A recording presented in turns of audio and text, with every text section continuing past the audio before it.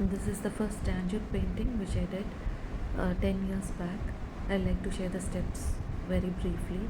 You have to first prepare the board, trace your design, apply the colored gemstones with glue as required and stick it on the jewelry spots.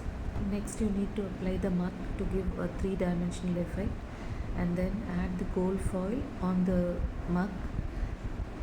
You can start painting the broader areas like the curtains, the garlands.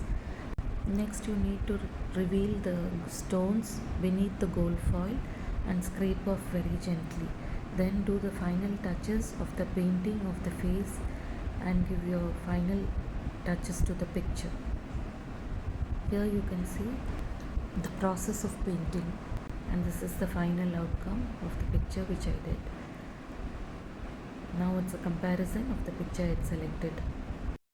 Do share and subscribe to my channel.